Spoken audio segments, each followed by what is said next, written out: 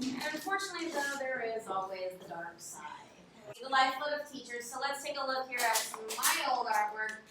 I have been, like, and literally fan art is how I got into just doing art in general. So first you have an entirely gel drawing from 1999. This was when gel pens were on the rise, and everyone probably remembers them.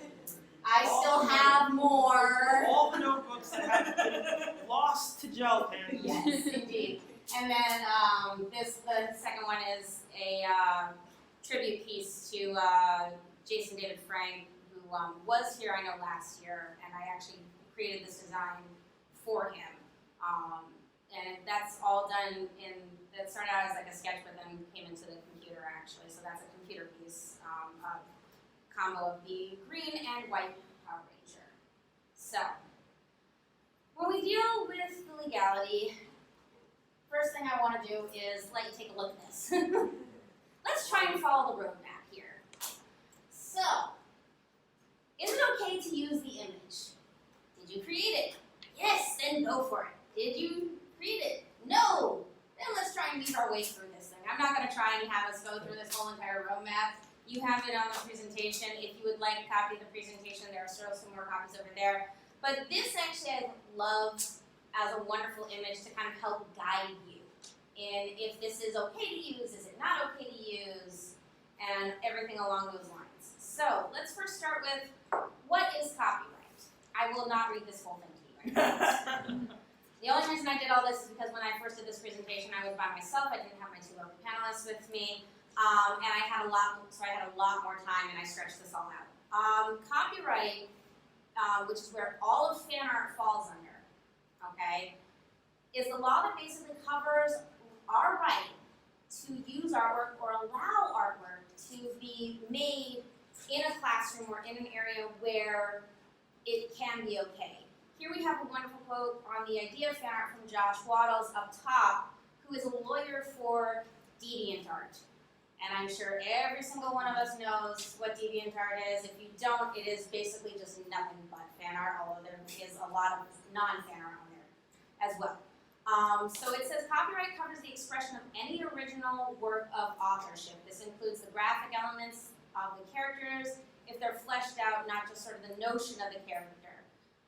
So let's say if you have a distinctive drawing style like Calvin and Hobbes, they can be the subject of copyright. You can use things that are not Calvin and Hobbes, but drawn in that style, and you could have yourself a whole copyright issue because you're kind of copying someone's style, although that's not always the case. So, it's marking your territory, all right? That's basically summing it up. It's making sure that everything that you make doesn't get all overrun. But in this, we also have some differences. So let's first talk about one of the main differences of fan art. And the first difference is actually reproduction. This is something that we see a lot of times in the art classroom. We're asking our students to reproduce all kinds of artwork. So right here, actually, you have Johannes Vermeer's The Music Room, or The Music Concert, or whatever, I forget. I think it's called The Music Room. So, and that's on your left-hand side, I believe. I forget the others. That's on the left-hand side. On the right-hand side, actually, you see a reproduction that's done by a man who did a wonderful documentary. I highly recommend anyone watching it, whether you're an artist or not. It's called Tim's Vermeer. It's the name of the documentary. I forget the name of the guy, Tim something, I'm blanking on his last name. He actually went through the whole process of trying to figure out how Vermeer did his techniques.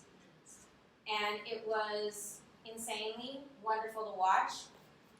And this is the result. We're pretty spot on with this, aren't we? So, the idea of reproduction is we're imitating the work of a work of art, famous or otherwise, and we're copying it exactly.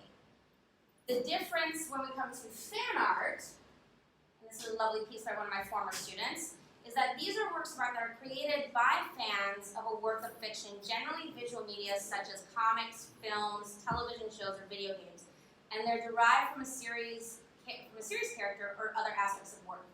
This is something I enjoy doing with a lot of my students, and I'll talk a little bit further about this a little later. It's the idea of inserting a character they enjoy into a famous work of art. Most fan creations are, by their very nature, not parodied or criticized by the source material, which would provide a great deal of protection, nor are they highly transformative. And I'll go into that in just for a little bit.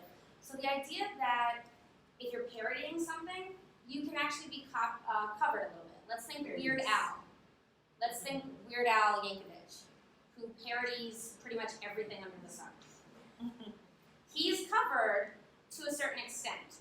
The idea that you can be covered from copyright issues, you have to have at least two different categories. Parody can be one, but then you have to pair it with something else, either fair use, education, portion of a whole, like sampling, especially when it comes to musicians. So within the classroom, there are a lot of times when like I said, we're asking our students to reproduce styles that we're trying to teach. In order to meet certain criteria of teaching, we use different techniques and ways to get the end result. Many times we invoke particular artists and their styles so we can teach the students what we would like them to be able to do.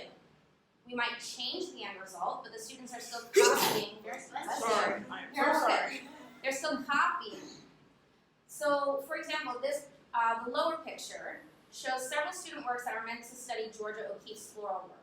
The students had to study one particular floral piece, but then they also had to make sure that certain parts were three-dimensional. It's a little hard to see. I apologize for that. But certain parts of those pieces are raised up using air-dry clay on top of canvas. However, outside of something like this, things are kind of getting a little bit blurry. So right here we have a quote from the Code of Best Practices and Fair Use for the Visual Arts. Teachers in visual arts may invoke fair use in using copyrighted works of various kinds to support formal instruction. That's basically what I was just saying. But this is where things start to get blurry. As an artist, you have to decide on a case-by-case basis whether or not, under the conditions that you allow your artwork to be reproduced, and if it is reproduced, with or without your permission, whether you want to go the legal route. Sometimes that can be to your benefit, and sometimes it's basically just a kick in the ass. So, why would something like this be important? Well, as I previously stated and as we've all mentioned, at certain points we are asking students to copy a style, or sometimes even copy a work of art itself, especially if we might be teaching art history. The artist's right to reproduction is not infringed, are consistent with the fair use doctrine.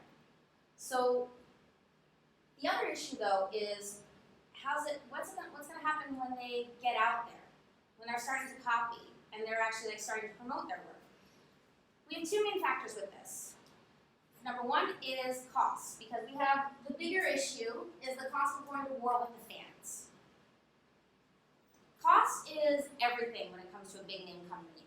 Even big name companies like Hasbro can lose money if they're trying to go to war with their fans, because all of a sudden they're going to alienate everyone. And that leads to the second factor which ties into the cost, which is loss of fans. As a company goes to war over the use of characters, they can slowly start to lose their fans, and that leads to a loss in revenue. Many companies have learned that it's probably better to let people do their fan art and kind of just let it slide, rather than trying to fight them. Although there are obviously some companies that are big enough to fight and warn every single person, such as Disney, Marvel, and Rice even has an issue with this. But even Anne Rice has issues with stuff like this. So yeah. This next one is just a wonderful quote. I'm not going to go into the whole thing, but it talks about how it's its own perfect ecosystem. You have the creators and owners who want to have the fans. You know the way to get fans is to have them show their love and admiration for your product with your own work. The more fans you have, the better they are at being fans, and the better that your work is, the better their work gets. So it's a perfect symbiosis in this sort of cycle. But that's also a paradox in and of itself. And so lastly, I want to show this sort of guide. This is a kind of unofficial set of guidelines that was published in an article called The Messy World of Fan Art and Copyright. Like I said, while it's not official, it can give you a very good sense of what can be acceptable. I do want to point out rule number 3, which is where a lot of fan artists fall. Being non-commercial. None of us get to follow this rule. I know I don't. This is an element of the unspoken rule, but to try and be completely non-commercial with your own works, no selling copies, no sponsorship, no advertisements. I don't really think I know of a single fan artist that really does this. So, except like a lot of my students, although I know many of them who want to like actually start selling their own work.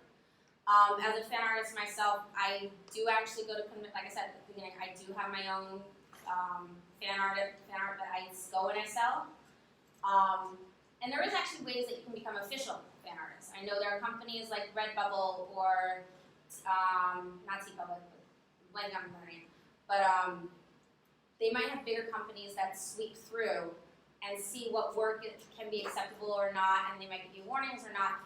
If there are companies that say, hey, we actually like this work, okay, you can keep it up, we'll give you the license for it. That actually just happened to me not too long ago. I had a piece of work up for Samurai Jack and kind of forgot about it because nothing was selling. And all of a sudden I get a notice one day saying from Cartoon Network, hey, we like this work, you can totally keep it up there. You are now an official fan artist.